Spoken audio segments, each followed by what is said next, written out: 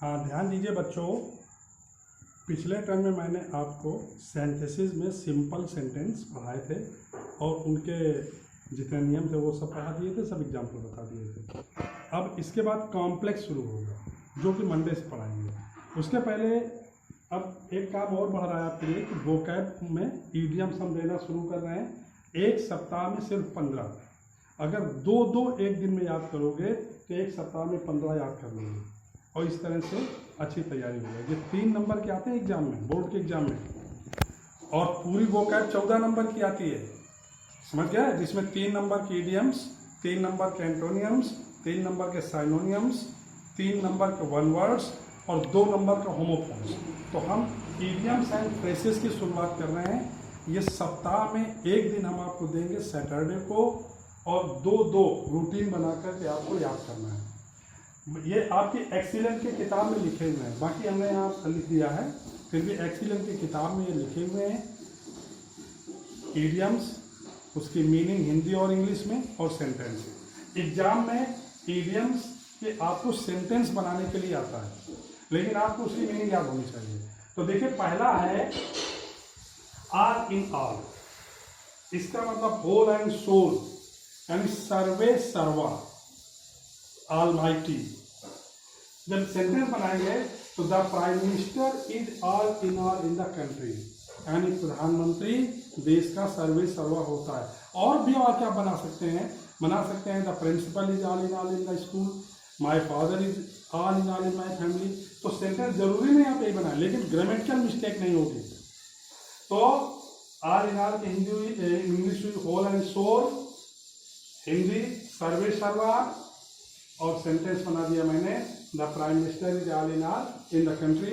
मैंने बताया आपके किताब में दिए हुए हैं, उनको याद करना शुरू कर दीजिए। दूसरा एट 6 and 7, यानी इन डिसऑर्डर, तितर बितर, फैला हुआ। 6 and 7 की इंग्लिश हुई इन डिसऑर्डर, हिंदी हुई तितर बितर, यानी फैला हुआ। जब वाक्य बनाएंगे तो your children came to my house, तुम्हारे बच्चे मेरे घर में आए, एंड लेफ्ट, यहां पर एक शब्द है एंड लेफ्ट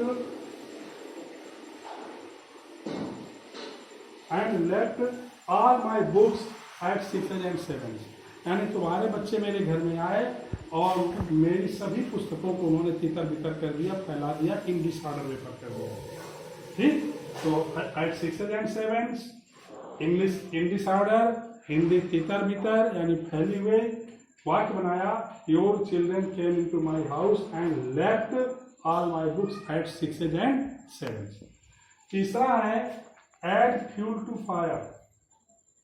इसकी इंग्लिश हुई to make the matter worse. To make the matter worse यानी आग में घी डालना, आग में घी डालना। यानी सेंटेंस बनेगा the discourteous answer of Ravi. Ravi के गलत जवाब ने, असंसदीय जवाब ने added fuel to fire to teacher's anger, अध्यापक के क्रोध को और बढ़ा दिया, यानी आग में घी डालने का काम किया। तो एक बार फिर से, add fuel to fire, to make the matter worse, यानी मामले को और बिगाड़ देना, यानी आग में घी डालने का कार्य करना। वाक्य बना the discourteous answer of Ravi, Ravi के असंसदीय यानी गलत यानी मूर्खतापूर्ण जवाब ने अध्यापक के नाराजगी को और बढ़ा दिया। आगे है all and sundry. All and sundry की इंग्लिश होते विदाउट डिस्टिंक्शन। इसका मतलब बिना किसी भेदभाव के, विदाउट डिस्टिंक्शन, बिना किसी भेदभाव के। वाक्य जब बनाएंगे तो माई father invited all and sundry of the local की टू मैरिज पार्टी, यानी मेरे पिताजी ने विवाह समारोह में पूरे मोहल्ले को बिना किसी भेदभाव के आमंत्रित किया। एक बार फिर से, ऑल एंड सन्ड्री की इंग्लिश हुई विदाउट डिस्टिंक्शन, हिंदी बिना किसी भेदभाव के। हिंदी हमने नहीं लिखा, किताब में आपकी हिंदी में लिखी हुई है। और सेंटेंस बना my father invited all and sundry of the locality to marriage party, यानी मेरे पिताजी ने पूरे मोहल्ले को विवाह समारोह में बिना किसी भेदभाव के आमंत्रित किया। इसके बाद चौथा एट वंस विट्स एंड, यानी टोटली कंफ्यूज्ड, मतलब चकरा जाना। At one's wits end, totally confused, पूरी तरह से कंफ्यूज होना यानी चकरा जाना। हिंदी है the thieves were at their wits end when they saw the police, यानी चोरों ने जब पुलिस को देखा तो वो पूरी तरह से चकरा गए, कंफ्यूज हो गए। समझ गए ना? The thieves were at their wits end, चोर पूरी तरह से चकरा गए when they saw the police. अगला है एबव बोर्ड। एबव बोर्ड का फ्रैंक, स्पष्ट, ईमानदार, ईमानदार और स्पष्ट, यानी ऑनेस्ट एंड फ्रैंक। इसकी इंग्लिश हुई ईमानदार एंड स्पष्ट। वाक्य बना he is always above board in his dealing with his customer, वह है अपने ग्राहकों के साथ, उनके साथ डीलिंग में पूरी तरह से ईमानदारी बरतता है, पूरी तरह से स्पष्ट रहता है, फ्रैंक रहता है। क्लियर?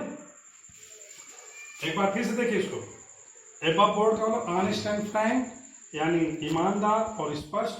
वाक्य बना he is always above board in his dealing with his customers, यानी वह हमेशा अपने ग्राहकों के साथ डीलिंग में, मोल भाव में बिल्कुल ईमानदारी और स्पष्टता के साथ काम करता है। अगला है एन एप्पल ऑफ डिस्कार्ड। यहाँ देखिए दो इडियम्स हैं, एन एप्पल ऑफ डिस्कार्ड और अ बोन ऑफ कंटेंशन, और इन दोनों का मतलब होता है कॉज ऑफ क्वेरल, यानी झगड़े की जड़, root of quarrel, root of dispute. Cause of quarrel यानी रूट ऑफ डिस्प्यूट, यानी झगड़े की जड़। ये दो इडियम्स एक साथ हैं, ध्यान देना। जब इसका वाक्य बनेगा तो Kashmir is an apple of discord, और अब अलग अलग बना सकते हैं, Kashmir is an apple of discord between India and Pakistan, या Kashmir is a bone of contention between India and Pakistan. तो यहाँ ध्यान देना, दो इडियम्स हैं, दोनों की मीनिंग सेम होती है, इसलिए मैंने एक ही में बना दिया। आप इनको सेपरेट जिसे अलग अलग पूछे जाए तो बनाएंगे Kashmir is an apple of discord between India and Pakistan, या Kashmir is a bone of contention between India and Pakistan. अगला है एट डैगर ड्रॉन, यानी ओपन एनिमिटी, पुरानी शत्रुता, घोर शत्रुता, दुश्मनी, इसकी हिंदी होती है। वाक्य बना Rana Pratap and Akbar were at daggers drawn with each other, Rana Pratap और अकबर में आपस में घोर शत्रुता थी। Rana Pratap and Akbar were at daggers drawn with each other, Rana Pratap और अकबर में घोर शत्रुता थी। आगे an apple of one's eye, number an apple of one's eye, इसका मतलब होता है आंखों का तारा, वेरी डियर, बहुत प्रिय, आंखों का तारा।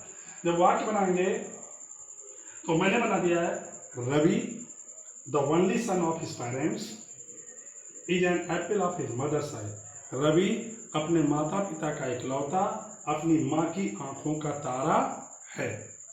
एक बार फिर से, an apple of one's eye यानी वेरी डियर, यानी आंखों का तारा, बहुत प्रिय।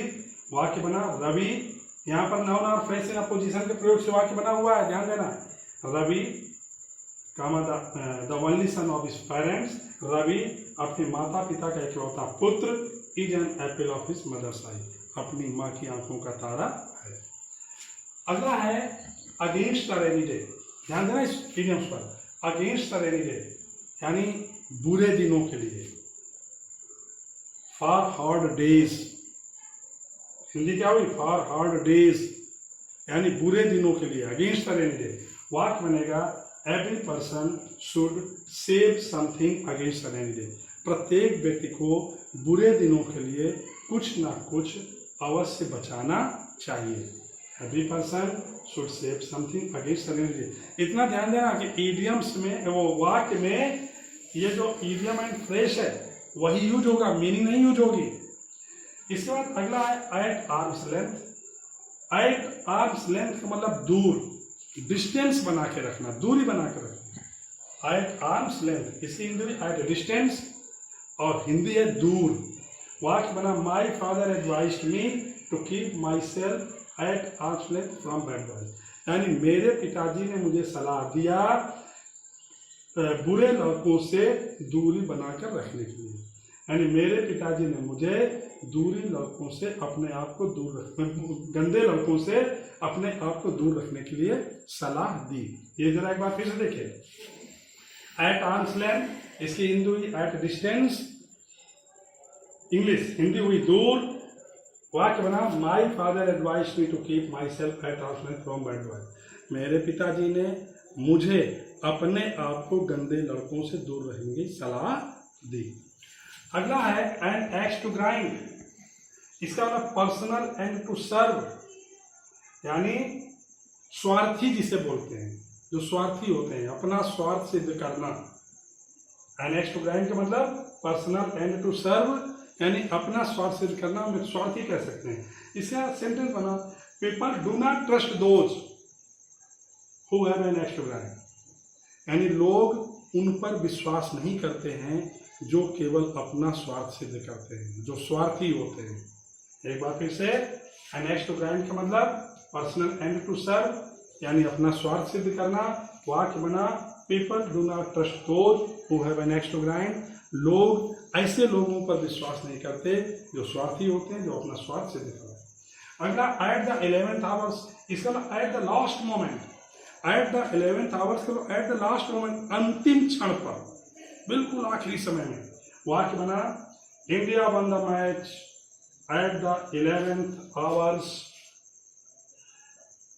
अगेंस्ट पाकिस्तान, भारत ने पाकिस्तान के विरुद्ध अंतिम क्षणों में मैच जीत लिया। ये हिंदी बनी क्या, एट द 11th आवर्स का मतलब एट द लास्ट मोमेंट, यानी अंतिम क्षणों पर, अंतिम समय में। India one the match at the 11th hours against Pakistan, Bharat ने पाकिस्तान के खिलाफ अंतिम क्षणों में, आखिरी समय में मैच जीता। अगला at a stone's throw, idiom से एट ए स्टोन्स थ्रो, यानी नियर, पास। इसका मतलब हुआ कि he lives at a stone's throw from my house, वह मेरे घर के पास में रहता है। एट ए स्टोन्स थ्रो की इंग्लिश हुई नियर, हिंदी हुई पास। वाक्य बना he lives at a stone's throw from my house, वह मेरे घर के पास में रहता है। और अगला है एट लार्ज, यानी फ्री, स्वतंत्र। एट लार्ज से मतलब फ्री, हिंदी स्वतंत्र। The prisoner is at large after tipping the matter, यानी मामला सुलझने के बाद कैदी जेल से स्वतंत्र हो गया।